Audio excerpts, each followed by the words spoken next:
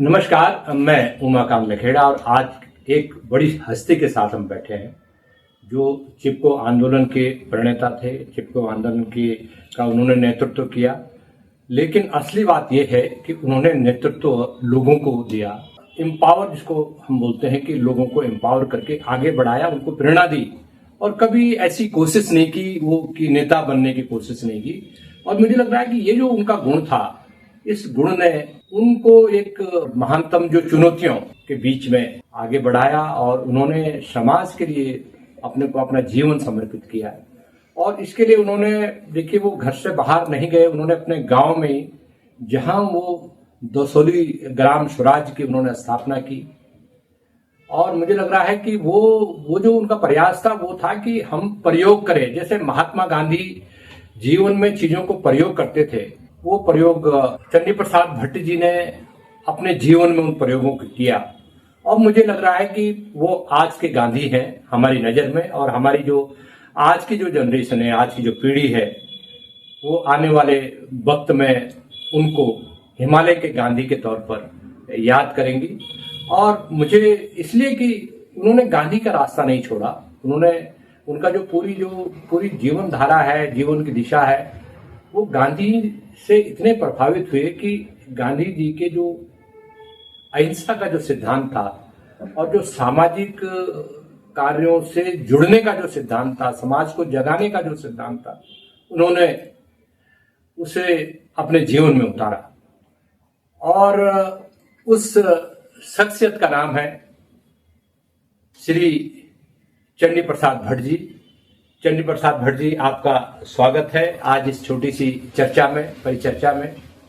और मैं बता दूं, चंडी प्रसाद जी का जो जन्म हुआ सुदूर उत्तराखंड के, तब तो उत्तर प्रदेश का पर्वतीय जिला था चमोली। उसका गोपेश्वर एक छोटा सा कस्बा था। जब वो पैदा हुए, छोटे थे, तो गोपेश्वर की जो आबादी थी वो मुश्किल से 300 के करीब थी। 23 जून 1934 को उनका गोपेश्वर में जन्म हुआ, जो चमोली जिले में है। और उन्हें एक सर्वोदय नेता के तौर पर देश और दुनिया में पहचान मिली। और वो जो मैंने बताया कि दसोली ग्राम स्वराज, वो एक उनकी प्रयोगशाला के रूप में उन्होंने एक उसको जमीन पर उतारा, उस सपने को कि एक गांव को कैसे स्वावलंबी बनाया जाए। और उसके बाद उन्होंने जो चिपको आंदोलन के प्रेरणा स्रोत बने, और चिपको आंदोलन के जो प्रेरणा स्रोत तो उन्होंने उसमें महिलाओं को आगे किया। क्योंकि महिलाएं जो है उत्तराखंड की और समाज की, चाहे वो कोई भी समाज भारत का हो, महिलाएं रीढ़ की हड्डियां हैं। रीढ़ की हड्डी की तरह महिलाएं समाज को संबल देती है, सहारा देती है। और मुझे ये कहने में कोई संकोच नहीं है कि उन्होंने हिमालय के पर्यावरण को बचाने के लिए सबसे बड़ा काम चंडी प्रसाद भट्ट जी ने किया। और उन्होंने एक ये भी कहा कि देखिए, प्रकृति को समन्वय के साथ में आगे बढ़ना पड़ेगा। और जो भी आज जो डिजास्टर जिसको हम कहते हैं, जो आपदाएं आ रही हैं, इसके मूल कारणों में गए बगैर हम आपदाओं से निपटने का या जूझने का या उनका सामना करने का हम कोई रास्ता नहीं निकाल सकते, जब तक हम आपदाओं के कारण हमें पता नहीं होंगे। और मुझे लग रहा है कि आज इस मौके पर हम ये कहना चाहेंगे कि सबसे पहले चंडी प्रसाद जी को 1980 में पद्मश्री पुरस्कार से सम्मानित किया गया। उसके बाद पद्म भूषण उनको मिला 2005 में। गांधी शांति पुरस्कार 2013 में मिला, जो गांधी जी के गांधी पीस अवार्ड जिसको कहते हैं। और उसके बाद उनको UNEP ग्लोबल 500 पुरस्कार समेत देश के अनेक विश्वविद्यालय द्वारा D.Litt की उपाधि से भी उनको सम्मानित किया गया। और जो सबसे बड़ा पुरस्कार, जो एक अंतर्राष्ट्रीय पुरस्कार था, रमन मैग्सेसे जो अवार्ड है, वो उनको 1982 में नवाजा गया। तो ये एक छोटा सा परिचय उन्होंने किताबें में लिखी, और एक गुदगुदी जो उन्होंने किताब लिखी जो उनकी आत्मकथा है वो तो बहुत प्रसिद्ध है। और पर्वत पर्वत बस्ती बस्ती 2011 में एक उनकी और एक पुस्तक प्रकाशित हुई। तो इन तमाम चीज, ये तो उनका एक छोटा सा परिचय है। मुझे लग रहा है कि हम आगे बढ़ते हैं और हम चंडी प्रसाद भट्ट साहब से ये पूछेंगे कि जो मौजूदा हालात हैं उत्तराखंड के और हिमाचल के और पूरा हिमालय के जो मौजूदा हालात हैं, उस हिमालय के बारे में जो आज जो जो बातें हो रही हैं, जो जो नई चीजें हो रही हैं, नई तरह की आपदाएं हो रही हैं, नई तरह के एक किस्म से जो तीव्रता है हिमालय में, आपदाओं की तीव्रता उसमें बढ़ोतरी हुई है।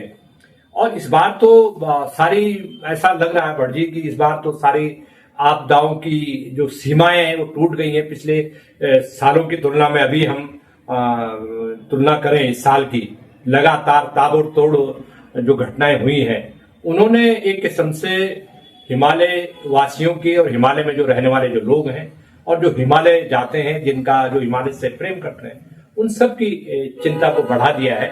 तो मैं आपसे ये पूछना चाहूंगा इन शब्दों के साथ कि ये जो अचानक ताबड़तोड़ घटनाएं हुई हैं उत्तराखंड में, जहां गोपेश्वर में रहते हैं, उत्तरकाशी में, धराली में, फिर थराली में और कुमाऊं के क्षेत्रों में, इवन पड़ोस के हिमाचल प्रदेश में, क्या आप इन सब चीजों को किस रूप में देखते हैं? जी चंडी प्रसाद भट्ट जी। धन्यवाद जी। आपने मेरे बारे में जो कहा वो बहुत ही मुझे संकोच होता है जी ऐसी बात सुनने में, लेकिन आपसे मिलने पर हमें कई प्रकार की ऊर्जा मिलती है। जी। तो मैं, आपने समय दिया तो अब मैं भी बहुत आभारी, बहुत धन्यवाद जी। कि जैसे मैंने कहा कि हमारे विचारों का विस्तार भी होता है जी जब आपके साथ हम चर्चा करते हैं। जी। तो जहाँ तक आपने कहा कि पहले से अब जो प्राकृतिक आपदाएं हो रही हैं जी, वो अधिक बढ़ रही हैं। जी। मुझे याद है कि 1970 में जी, जब अरकनंदा में प्रलयंकारी बाढ़ आई थी, जी, तो वो बड़े डिजास्टर्स की यदि वो करें तो 75 साल बाद आई थी। जी।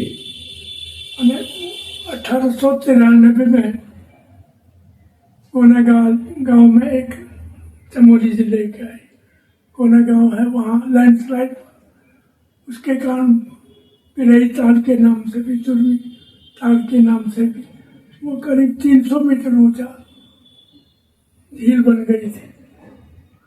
और उस समय जब हम वर्णन पढ़ते हैं हेमरगेन सर जो बहुत बड़े भूगर्भविद थे, और मैं समझता हूँ कि वो स्विट्जरलैंड के जी। उन्होंने उस समय पैदल यात्रा की। जी। उन्होंने भी अपने उसमें हिमालय में उसका वर्णन किया है। जी। 300 मीटर ऊंचा हो गया, पूरा पहाड़ टूटा।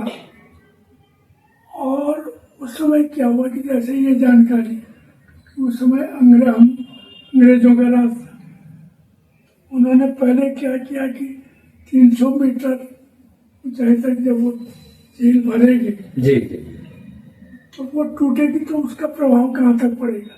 जी, जी, ताकि एहतियात के तौर पर जो नीचे मैदान में लोग रह रहे हैं और उनको जानकारी मिल जाए। उनके वैज्ञानिकों ने जी, जब उन्होंने अनुभव लगा दिया था कि ये लेक टूटेगी जो 300 मीटर ऊंची, जी, तो उसका पानी कहाँ तक जाएगा। जी, ऊंचाई ना, जी, श्रीनगर में कितना जाएगा, देवप्रयाग में कितना जाएगा, ऋषिकेश या चमोली में कितना। उन्होंने सारे इलाके के लोगों को वहाँ से हटा दिया था। जी, जी, कि भाई तुम, ये पानी वहाँ तक जाएगा। वो लेक एक साल के बाद जी, जिस दिन टूटी, जिस समय टूटी, मैं वो सोए रात को जी, जी, वो खबर सुने, पहले ही सब लोगों को सावधान कर दिया। जैसा एक आदमी रोड स्वामी अंतरा के पास जी। आया नहीं। एक आदमी एक ही स्वामी जो था, स्वामी जी नहीं आए। जी बाकी कहीं उस प्रकार का नुकसान, जी जन का नुकसान नहीं, जी लोग नहीं मारे। जी और अलकनंदा का जो जल स्तर है वो बहुत ऊपर से पहुंचा।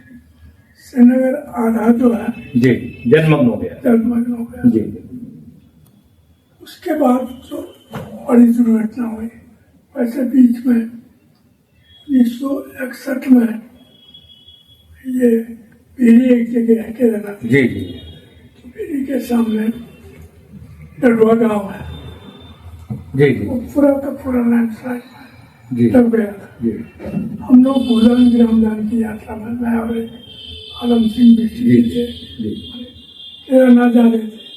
रात को हम चंद्रापुरी पीढ़ी के बीच रहे। जी सुबह लोग रो रहे थे, वहाँ नदी इतनी बड़ी थी, चंद्रपुरी में जो केदारनाथ, हाँ भीड़ी केदारनाथ वाला जो डडुआ गांव जी जी जी उसका जल था। और वहाँ सामने लोग देख रहे हैं पूरा गांव तब गया है। जी इनका माई कर रहा है, ये बेटी वहाँ है, जी वो रो रहे थे, जी किसी को पता नहीं था क्या। हमने सारे कपड़े उतारे, क्यों बारिश लगी। जी जी आलम सिंह जी में पहले थे, बहुत दूर बाद हमको नदी में कोई रास्ता मिला। उस समय ना जी ये बाबूलों का झूले बनते थे, जी जी किसी भी प्रकार से वहाँ पे एक लड़की बची थी, बाकी पूरे गाँव के पूरे गांव में मतलब 150 लोग, मतलब गाँव छोटा था, 38 लोग 38 लोग। मारे। और बाकी जैसे विद्यापीठ इत्यादि बच्चे पढ़ रहे थे ना, जी जी जी वो बच गए, वो बच गए। वो बच गए। और उस गाँव में केवल एक लड़की थी, जी उसका नाम मुखारी था। ओके ये 61।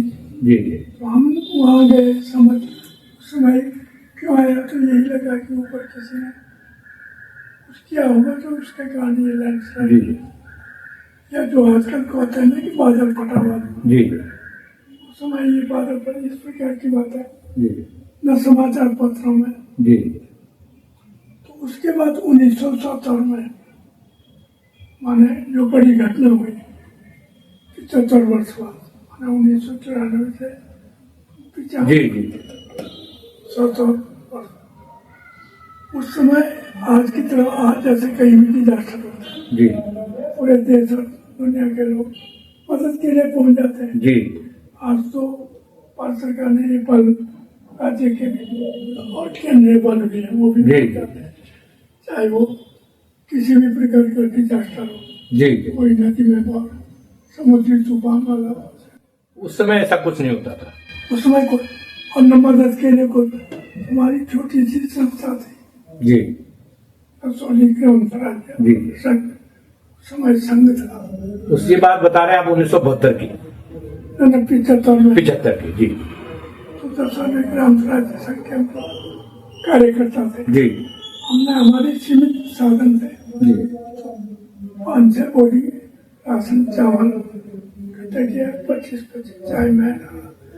कुछ पत्रकारों ने भी मदद की लोकल, जी और कुछ खादी कमीशन के नंदन सिंह जी थे, उनकी टीम।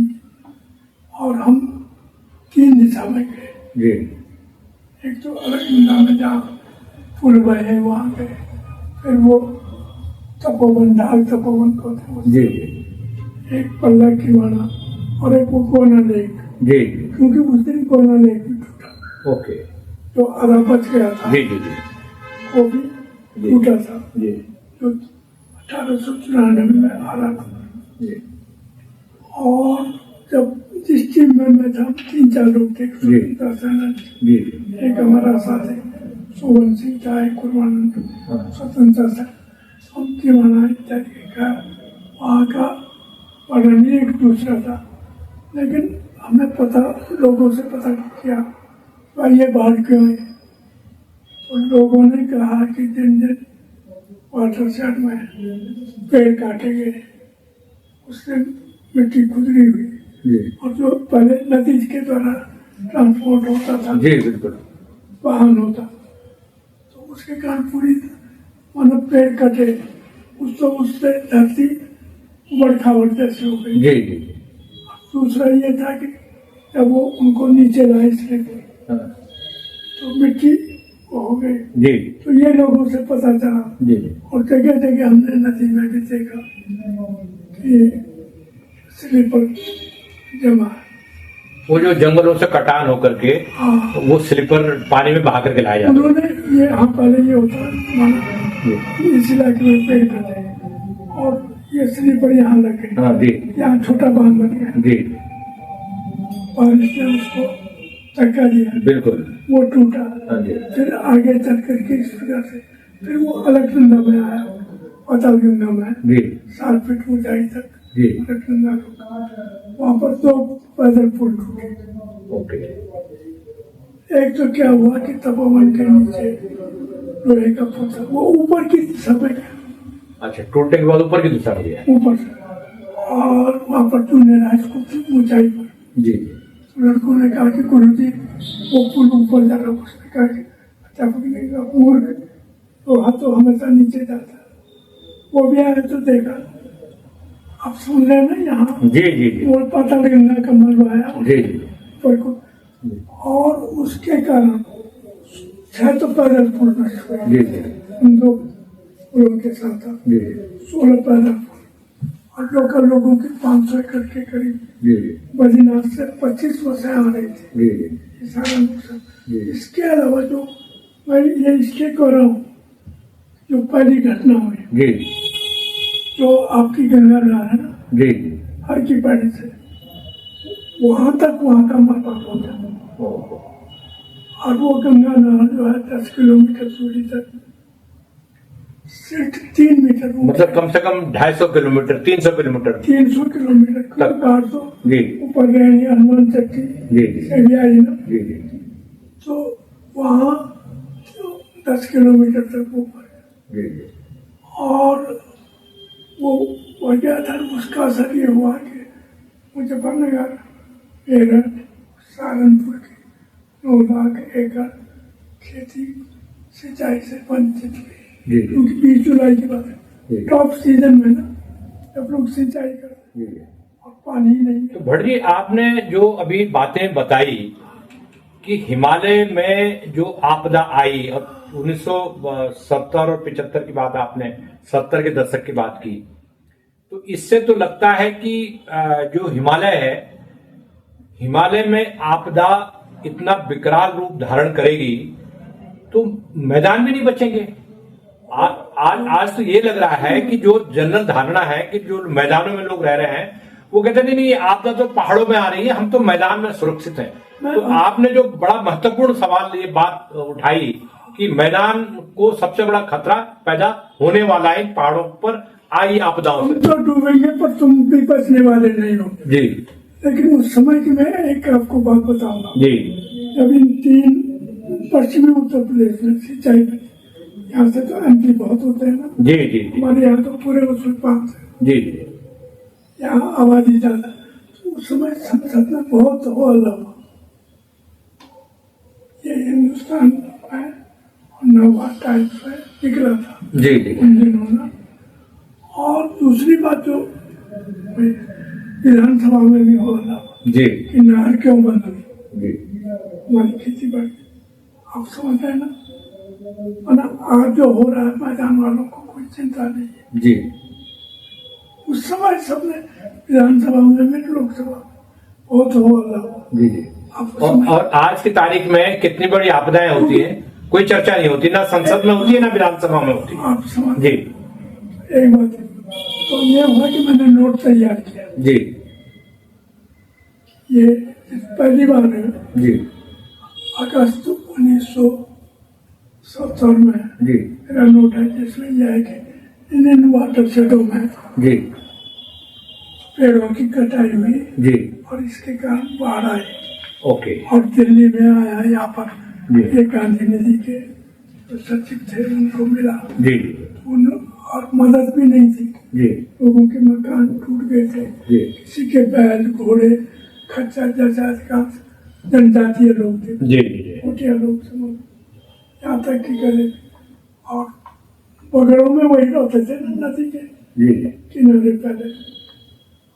औरों का भी नुकसान हुआ पर इनका ज्यादा हुआ, जी जी जी 60 परिवारों का। जी तो मैंने ये नोट बना करके दिल्ली लाया था, एक परिचित मित्र थे देवेंद्र कुमार, उनके साथ हम खेल रहे थे उस समय सिंचाई मंत्री। अच्छा बड़ी एक हम थोड़ा सा मौजूदा परिस्थिति में आ जाएं कि देखिए जो व्यवस्था का जो प्रश्न है कि देखिए एक तो योजना बनाने वाले हैं जो योजनाएं बनाते हैं हिमालय की, और वहां की सरकारें हैं जो प्रशासनिक व्यवस्था है, और तीसरा वो लोग हैं जो पीड़ित हैं, जो सफर करते हैं, जिनको आपदाएं झेलनी पड़ती है।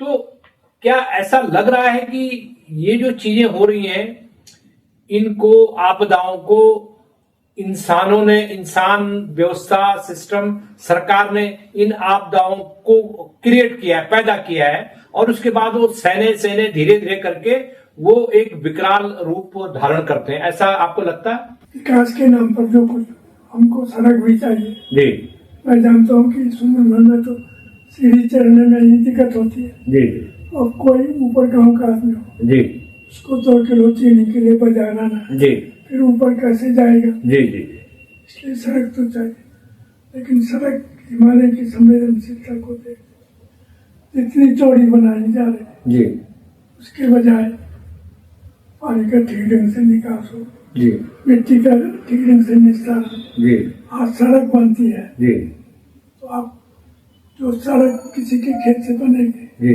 उसको तो मुआवजा मिलेगा, जी, लेकिन उस सड़क बनने के लिए जो मिट्टी खोदी जाती है जी, जी, उसका ठीक ढंग से निस्तारण नहीं होता, वो नीचे फेंका जाता है। और हमारे खेत में वो मिट्टी है, जी, मुझे तो कुछ वो मिलेगा। इस प्रकार की कई गतिविधियां जी, हिमालय में बढ़ी, वहाँ रोड बने लेकिन वो मिट्टी का निस्तारण जी, ठीक ढंग और से। आपको ये भी लग रहा है कि जो अब एक जो रोड बन रही है वो पहाड़ों को चीर के बन रही है, हाँ। अवैज्ञानिक ढंग से बन रही है, तो उसके बारे में आपको क्या? अभी तो बहुत ज्यादा हो गया है, जी, कोई आवाज उठाएगा तो आजकल तो कई बातें हैं ना जी, जो कहते हैं कि तुम विकास के खिलाफ कर रहे हो तो तुम देश के खिलाफ कर रहे हो, जी, लेकिन असली विकास कौन सा है? सवाल यह है कि असली विकास हमारी सड़क भी रहे, जी, मैंने अपने देखो हमारे पार में देखे थे उनमें बस नहीं चलती है, जी, छोटी गाड़ियां चलती है, बिल्कुल, तो छोटी गाड़ी के लिए आप अच्छी सड़क बनाते हैं, जी।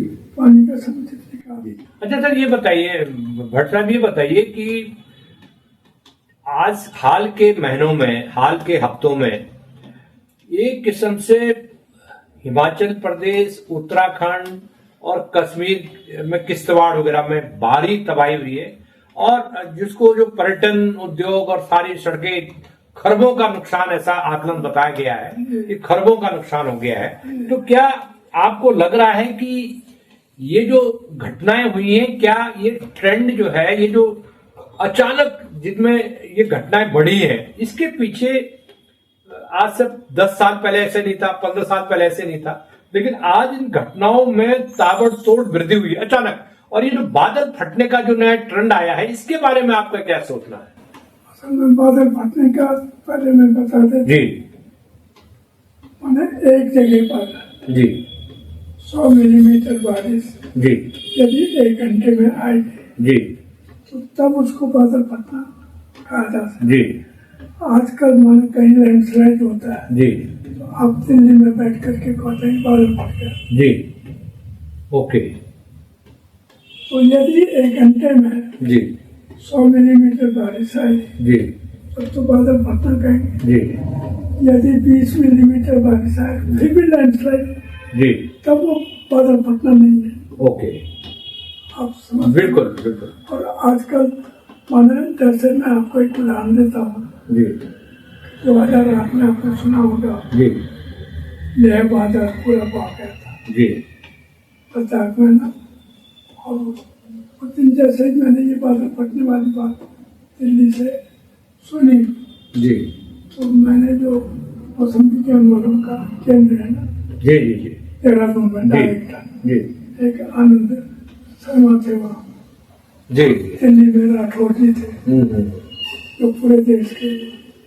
तो मैंने आनंद शर्मा को फोन किया, भाई कितनी बारिश हुई, क्योंकि लोग करे बादल, क्योंकि जो मेरे पास आंकड़े थे वो ये है कि पहला साल जो ठंडा रेगिस्तान है जी वहाँ 65 से 175 मिलीमीटर बारिश साल भर में होती है। बिल्कुल। अब यह आया कि बादल फटा तो 100 मिलीमीटर पर उन्होंने कहा बाकी ऐसा नहीं है। जिला प्रशासन है, आईएएस ऑफिसर हैं, उनको भी तो कोई बेसिक ज्ञान होगा या कोई जानकारी होगी कि ये हो क्या रहा है, ये बादल फट रहा है या लैंडस्लाइड हो रहा है, तो वो इसका अंतर नहीं समझ पाते, उनको ट्रेनिंग नहीं है। इसके पास फुर्सत जी तो अधिकारी है, बहुत कम अधिकारी है जो संवेदनशील है, जी जो इस बात को समझना चाहते हैं। जी तो सवाल यह है कि जहाँ तक जो कल उनके पास की भी बात नहीं है, मानो वो तो वहाँ पूछेंगे, कौन पूछेगा? वो तो मेरी दिलचस्पी इसलिए कि मैं पहले 4-5 बार यात्रा कर चुका हूँ। जी जी वहाँ की जो परिस्थिति की है उस ठंडे रेगिस्तान मुझे मालूम है, और आंकड़ों के बरसात है मुझे ये भी मालूम है 65 से 75 मिलीमीटर, ये भी मालूम था 100 मिलीमीटर में बादल पड़ता है। जी जी तो इसलिए मैंने तो उनको पूछा ना। जी जी जी तो बट जब ये और चीज, सॉरी मैं आपको रोक रहा हूँ, एक चीज है कि देखिए ग्लेशियर जो है, ग्लेशियर्स के बारे में, जो हिमालय ग्लेशियर्स है, जो जिसको कहते हैं वो पानी के टैंक होते हैं, ऐसा माना जा रहा है कि हिमालय के ग्लेशियर्स, चाहे वो उत्तराखंड के से जुड़े हुए हों या हिमाचल से हो या जम्मू कश्मीर के, हिमालय के जो ग्लेशियर्स हैं वो धीरे धीरे करके पीछे की तरफ सरक रहे हैं, पिघल रहे हैं। ये जो हिमालय के ग्लेशियर्स के लुप्त होने की घटना है, मैं लद्दाख की मैं बात बता रहा हूँ, मैं कारगिल के इलाके की भी बात बता रहा हूँ जहां मैं खुद भी गया था, लद्दाख में मैं खुद भी गया था। तो ये लग रहा है कि ग्लेशियर्स लुप्त हो रहे हैं, ये सच बात है? और ग्लेशियर लुप्त होने के आने वाले जो वक्त में जो खतरे हैं वो क्या है? सब ग्लेशियर पीछे तो जा रहे हैं जी वो एक आज से नहीं पहले ही से जी जो प्रकृति का जो चक्र है जी तापमान का, लेकिन इधर विश्व तापमान का भी प्रभाव पड़ रहा है जी जैसे वैज्ञानिक होते हैं। तो इससे ग्लेशियर तेजी के साथ पीछे जा रहे, कहीं 10 मीटर, कहीं 20 मीटर। वो जो आपने कारगिल की बात कही जी राष्ट्रवादी में, उसमें वहाँ तो 35 मीटर तक की खबर है। बिल्कुल। तो ग्लेशियर पीछे जा रहे हैं, ये तो है। तो उसके कारण कई नई ग्लेशियर नहीं बन रही है, ओके कुछ तो पुरानी है, जी कुछ नई नहीं बन रही। दूसरा ये है कि इधर जो तापमान बढ़ रहा है तो पारिस्थितिक, मैंने जैसे हमारे गांव की बात आप समझ लीजिए 1960 में, जी 50 में तो 200, 300, 400 की आबादी, लेकिन आज 20,000 के करीब हमारी नगर पालिका हो गई है, जी 20,000 से भी ज्यादा की आबादी। जी तो तापमान वो ऊपर के तापमान के अलावा, मतलब आपका ये कहना है कि हिमालयी क्षेत्रों में जो मानवीय गतिविधियां बढ़ी हैं, जिसमें व्हीकल की गतिविधियां हैं, वाहन बढ़ रहे हैं, मानवीय हलचलें बढ़ रही हैं, विकास को जो सड़कें खोदी जा रही हैं, पहाड़ खोदे जा रहे हैं, ये सारा मिला जुला करके हिमालय के तापमान को गर्म कर रहे हैं। तो क्या लग रहा है जो शहरीकरण हो रहा है हिमालय के मैदानों में, इस शहरीकरण का भी क्लाइमेट चेंज पर असर पड़ रहा है? जरूर पड़ रहा होगा। खैर मैंने कहा मैं इस बात का विशेषज्ञ तो नहीं, लेकिन अंदाज अनुभव से ये जी उसका असर जरूर पड़ रहा होगा। आप ये देख लीजिए कि पहले के जो लोग थे, जी जब बुग्यालों में जी या ग्लेशियर के इलाके में जाते हैं तो कुछ परंपराएं थी, प्रकृति सड़क जी होते थे कि हमको बचपन में हम नाथ के बुग्याल में जाते, ऊंची आवाज मत लगा, जी लाल कपड़े पहन करके मत, यदि आप करेंगे तो आपको आइडिया से हर देगा। जी और आज भी कई गाँव में ना कोई ऊंचाई वाले इलाके से नीचे आता है, बीमार हो गए तो पूजा करते हैं आइडिया से। जी आइडिया से मैंने जो खतरनाक बन देवी है, जी और बंदियों में बन देता है, वो लग गया। जी तो पिछले कुछ वर्षों से, पिछले 5-7 सालों में, और इस साल तो और भी हद हो गई, जो मेरे को रिपोर्ट्स मिली है कि बड़े पैमाने पर ऋषिकेश से, जोलीग्रांट से और जो नीचे केदारनाथ के नीचे गुप्त काशी वगैरह से, वहां से हेली सर्विसेज शुरू हुई हैं। हाँ। और एक एक घंटे में 50-50 और 100 जहाज हेलीकॉप्टर आसमान में उड़ रहा है। ये इसके बारे में ये क्या किधर जा रहा है ये किधर? मैंने जो कहा ना जी, हमको तो कहते थे कि ऊंची आवाज में रहो जी, और वहाँ इतना शोर उसका, वहाँ की धरती पर, जी, जी, वहाँ के वन्य जंतुओं पर, जी, वहाँ के पूरे वातावरण पर कैसा प्रभाव। असल में आज इसका भी कई लोग इसके बारे में कह भी रहे हैं, जी, लेकिन सुनने वाला कोई नहीं। जी। हम ये जानना चाहते हैं आपसे कि जहाँ हिमालय में जो विकास की जो नीतियां हैं, उन नीतियों और जो गति ये आपदाएं आ रही हैं, और इससे बढ़कर एक और सवाल है कि हम आपदाएं आते हैं और आपदाओं के बाद नींद टूटती है, हम कुछ वैज्ञानिक एक्सपर्ट्स की मदद लेते हैं और फिर वापस उसके कारणों में गए बगैर, उसके कारणों में नहीं जाते, फिर हम वही पुराने ढर्रे पर लौट आते हैं। इस पर आपकी क्या टिप्पणी है? भाई 15-20 दिन बाद ये हवाला समाप्त हो जाएगा। जी, तो आजकल है जी, असल में अध्ययन तो कई प्रकार के हो रहे हैं, जी, लेकिन उनका क्रियान्वयन उसके आधार पर क्रियान्वयन नहीं हो रहा। जी, हमें यदि वैज्ञानिक पहले ऊंची आवाज से भी कह रहे हैं, जी, या उनसे कोई शोध करवाया जाता है, कोई मंत्रालय, जी, सब आप वहाँ के लैंडस्लाइड, वो रिपोर्ट मंत्रालय में जाते हैं, उनके बारे में पता। जी, जबकि होना ये चाहिए स्थानीय प्रशासन, स्थानीय लोग, जी, जहाँ का वो हो रहा कि लैंडस्लाइड क्यों हो रहा है, जी, कितना हो रहा है, ये इलाका कैसा, ये जानकारी स्थानीय लोगों को, स्थानीय प्रशासन, जी, जी, उनकी भी जिम्मेदारी हो ना जी, कि तुम ऐसी जगह पर अपना मकान मत बनाओ, जी, बिल्कुल, ये गड़बड़ है। जी, बाद में कहते हैं कि अरे ये तो सभी कि हमने चेतावनी दे दी थी। अलग अलग लोग, जी, लेकिन किसको दी चेतावनी? जी, तो बंद हो गया। आपका भट्ट जी का ये कहना है, मित्रों, भट्ट जी का ये कहना है कि जो आपदाएं आ रही हैं, आपदाओं से एक चीज साफ हो रही है कि लोग एक तो गलत जगहों पर घर बना देते हैं, बहुत निचले स्तरों पर घर बना देते हैं जगहों पर, जब और ये नहीं देखते कि यहाँ कभी अगर अचानक बाढ़ आ गई या कोई पानी बढ़ गया तो हम लोग सब बह के चले जाएंगे। लोग ही नहीं जी, वही जैसे बटवाड़ी में है, जी, गढ़वाल मंडल विकास निगम ने भागीरथी के पास अपना बंगला बनाया, जी, टूरिस्टों को रहा। जी, तो मैं देखूंगा कि भाई सरकार ने बनाया तो मैं क्यों न बनाऊं? बिल्कुल, महाजन ये न गटर से पंथ, सरकार की देखा देखी, लोगों की उतनी गलती नहीं। जी, सवाल यह है कि आपका एक स्ट्रक्चर जिनके पास इंजीनियर है, जी, जो भूगर्भ विदों की मदद लेते, जी, वो यदि ऐसा करते हैं तो मैं देखता हूँ कि सरकार का बनाया तो मैं भी उसके बगल में क्यों न बना, जी, अपनी जमीन में। जी। लोगों का तो यह है ना।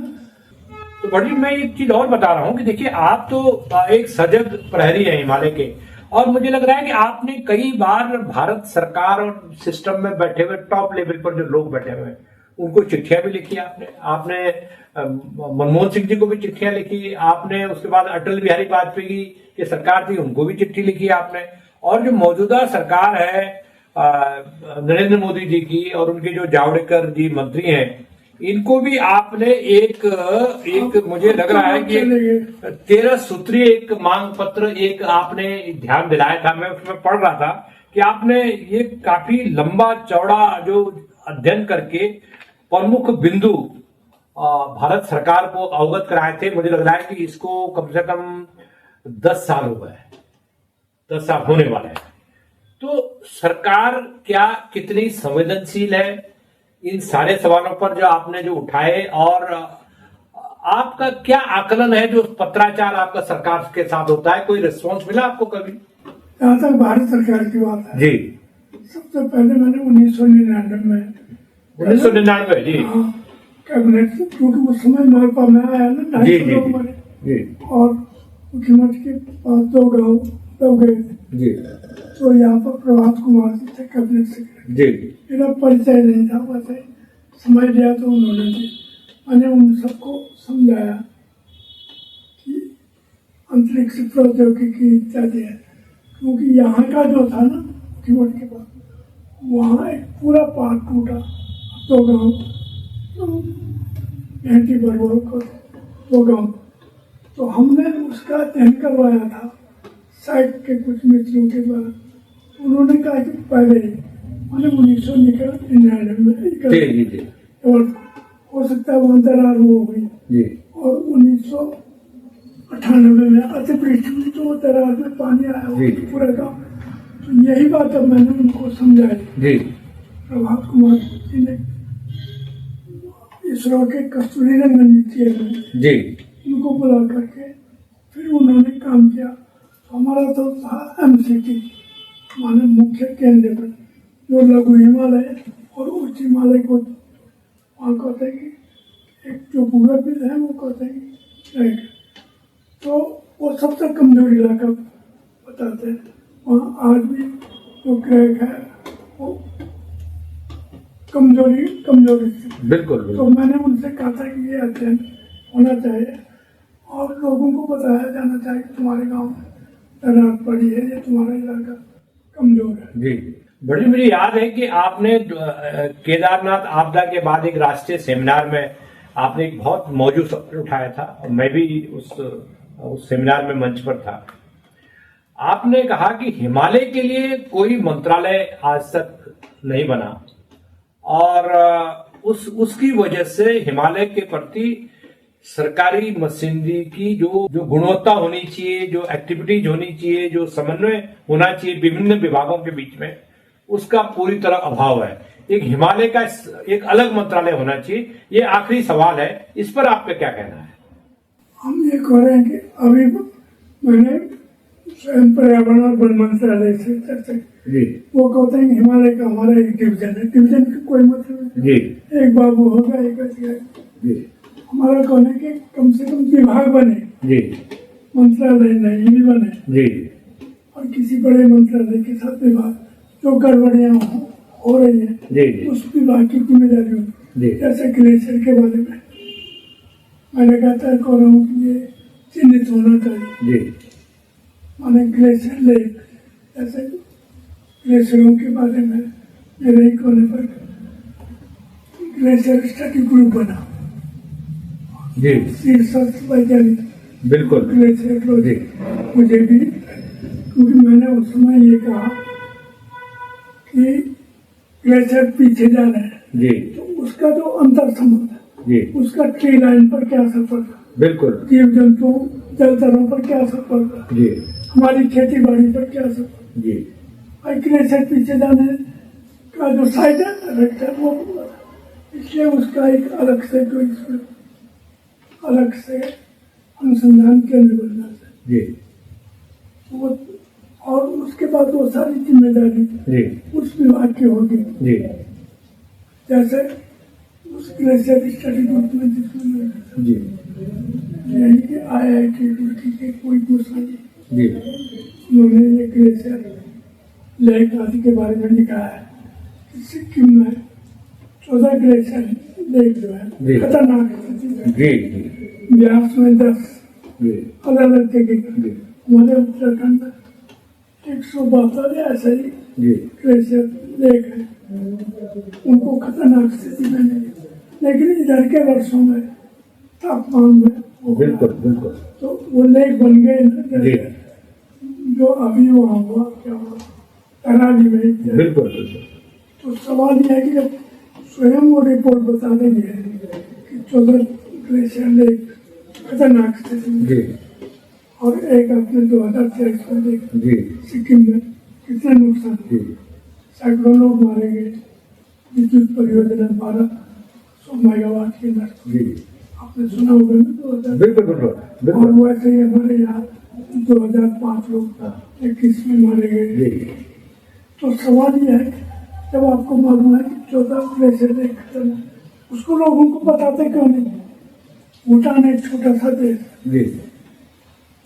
वहाँ ग्लेशियर जो झील है उसमें तापमान के कारण पानी आ रहा है, वो नहर जैसे खोद रहे हैं जिससे पानी बाहर पहले ही निकल रहा है।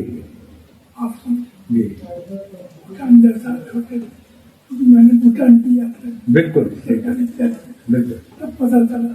और आज भी आप गूगल में देखो तो वो ग्लेशियर डेवलपमेंट के बारे में जी तो सवाल यह है इस सब के बारे में जो हमारे पर अंतरिक्ष प्रौद्योगिकी जी या ये ग्लेशियर लेकों के बारे में जी वाडिया इंस्टीट्यूट बड़े बड़े जी। संस्थान यूनिवर्सिटियों में भी काम होता है, जी तो उस पर काम होकर के पता है ना, बिल्कुल बिल्कुल लोगों को भी पता है, जी खाली कागज में रखने से खतरनाक है वो। तो असल में आज जो अभाव है पद्धति का, जी इस पर मैं समझता हूँ कुछ लोग व्यवस्था में भी जी बहुत ही संवेदनशील जी हर मामले में, बिल्कुल बिल्कुल और चाहे अक्षय को हमारे यहाँ में उत्तराखंड में चाहे वो 1991 में अक्षय खाया चमोली का जी मैं तो लातूर भी गया था ना।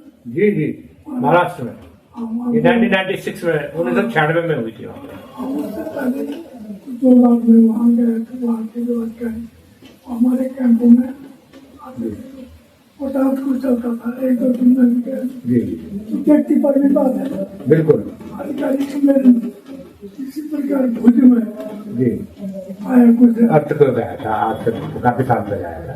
तो वहाँ पर जब मैं गया वहाँ तो जो उसका सेक्रेटरी था वो वहाँ में तो आजकल आप पीएम हो गए जी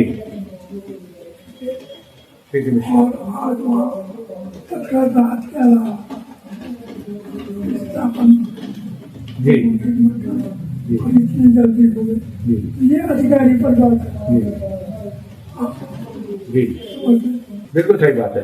देखिए आज आज जो श्री चंडी प्रसाद भट्ट साहब से हमारी जो मुलाकात हुई, जो लंबी बातचीत हुई करीब करीब उस पर हमने उन सारे पक्षों को टच करने की, छूने की कोशिश की जो आज हिमालय की चिंता के बहुत बड़े विषय हैं।